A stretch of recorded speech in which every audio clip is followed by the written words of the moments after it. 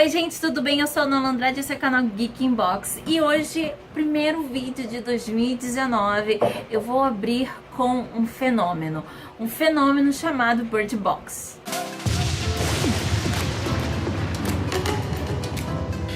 O original do Netflix é um filme baseado num livro de mesmo nome e que tem nele a estrelíssima Sandra Bullock, que é obviamente uma das responsáveis, obviamente, mas assim, a estrela do filme, né? Ela é uma das responsáveis pelo sucesso do filme, tanto na questão atuação quanto na questão produção executiva também. E foi um filme que foi lançado em 2018, dezembro de 2018, e por isso não tem como não ser comparado com um outro filme que também foi lançado em 2018. Um Lugar Silencioso. Ambos os filmes possuem similaridades, características em comum. Dentre elas, a questão de estarem sendo contadas dentro de uma espécie de apocalipse, que é um evento de escala mundial, onde grande parte da população morre por algum motivo, né? E uma outra grande característica em comum é que as pessoas que estão nas histórias, elas têm de se privar de algum dos seus sentidos, né, para que não morram, para que não sejam atacadas e etc. Um lugar silencioso, você fica sem poder falar, sem poder fazer um ruído, sem poder fazer um barulho, né? Então você fica privado do som. Você não pode falar, né? E em Bird Box você não pode ver, você tem que ficar vendado, não pode olhar ao seu redor, a não ser que você obviamente esteja coberto e protegido ali em todo aquele seu campo de visão. E você não pode ver. O que, se você for pensar, é um meio bem difícil de se viver. Você imagina a dificuldade que é. Eu, por exemplo, uso óculos e sem óculos eu já fico assim. Só quando tem alguma coisa já no meu óculos, começa a chover, pingar, eu já fico assim bem irritada, bem chata. Você imagine você ficar privado completamente desse sentido. É bem, né, chocante. Então é um filme bem... Você fica angustiado em vários momentos devido a isso. Outras características similares nos dois filmes é que ambos têm uma abordagem aonde você tem ali na frente os personagens que tem crianças junto consigo. Então você vê como é difícil, né, se pensar quando se tem um evento de grande escala, de proporção mundial, de matar quase todo mundo e você ter uma criança, uma ou duas, enfim, ali com você. E acho que como é difícil já para um adulto passar por tudo isso, e uma criança é mais ainda, né? Porque ainda que ela tente compreender o que está acontecendo, ela não consegue ainda 100%. E em alguns casos leva ao extremo, como a morte, ou enfim, ferimento muito grave, ou causando a morte de outra pessoa para a proteção desta criança. Indo para o filme Bird Box. Bird Box, né, ele é um filme que tem uma criatura que você não vê ela fisicamente, de uma forma física, você como telespectador, como a pessoa que está assistindo, mas os personagens vem a criatura, né, quando elas estão fazendo isso aqui, estão olhando, né, fazendo o que a gente faz normalmente, a gente está dirigindo, está indo para um lugar, para o outro, e aí de repente tudo aconteceu sem nenhum aviso prévio, foi tudo muito rápido, estava na notícia, as pessoas, coisas, já estava nos Estados Unidos, estava na Rússia, já estava nos Estados Unidos, e correu tudo muito rápido. Os motivos por qual esse evento apocalíptico aconteceu neste filme vai ser compreendido por você pelo que você estiver aberto a compreender. Como assim? Bom, Há aquela explicação que você pode pensar que foi um ataque terrorista, foi um acidente, eles estavam de repente trabalhando em alguma arma química, em algo, né, alguma substância, e que um acidente ou um atentado terrorista, e aí isso se espalhou obviamente pelo ar e que pudesse causar alucinações e fazendo com que as pessoas viessem cometer as atrocidades que elas cometiam.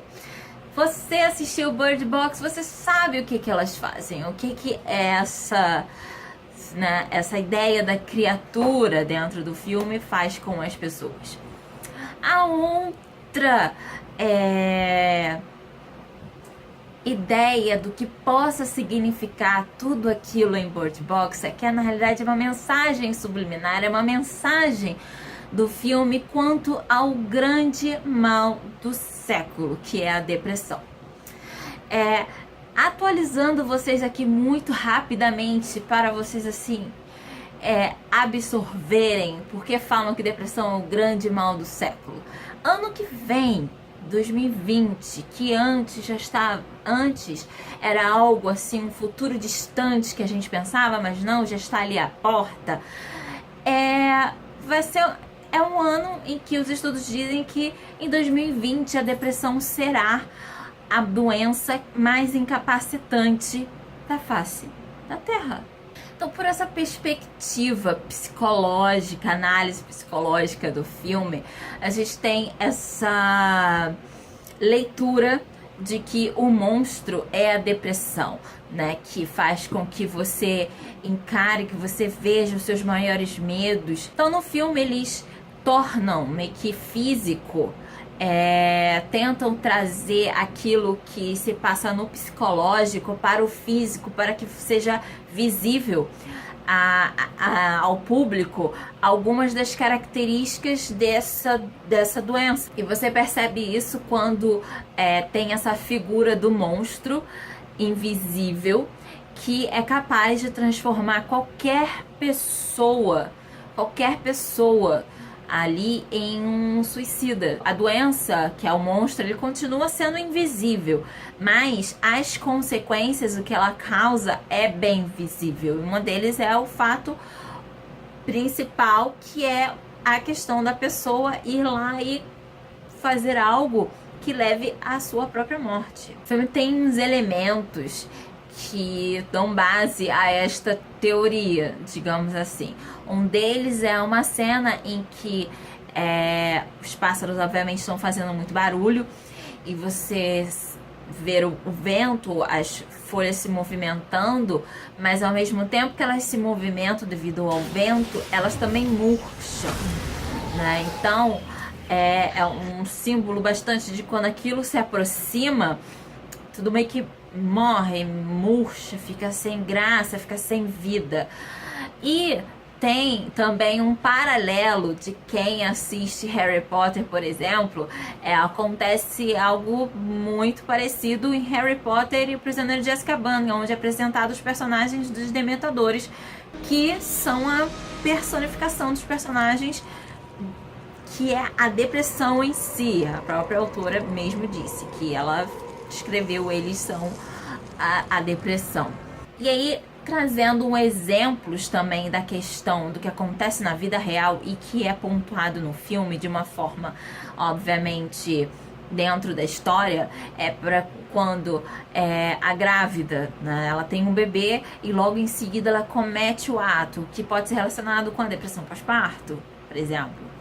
Um outro é quando a mulher foi ajudar a grávida caída no chão e ela lembrou e ela foi, né, ela viu a tal criatura invisível e ela se recordou da mãe, né, que foi uma perda, que ela perdeu a mãe há muitos anos atrás, mas obviamente é uma característica que é um dos motivos pelo qual as pessoas tendem a ficar depressivas, perdas significativas de pessoas próximas, pessoas amadas que morrem, emprego que perde, enfim, esses tipos de situações e que simbolizam a perda pode fazer com que a pessoa venha a ter a depressão. Então, obviamente, o filme é para entretenimento, então ele tem essa roupagem, mas ele tem essa mensagem, né, que quando a gente para e presta atenção, fica umas coisas assim, é bastante, né, significativo. E uma outra teoria que eu pensei comigo mesmo, né, eu pensando, já que tem esse fundo, essa mensagem falando sobre essa doença, porque não poderia ser, na realidade, tudo um fruto da imaginação, tudo passando-se dentro da cabeça da personagem da Sandra Bullock. Por que eu falo isso? No início do filme, é bem dito ali claramente, quando a irmã dela visita ela dentro do estúdio dela, de que ela é reclusa, ela não sai de casa. A irmã dela, inclusive, que faz as compras pra ela, e ela fala que ela não precisa sair, ela não quer sair.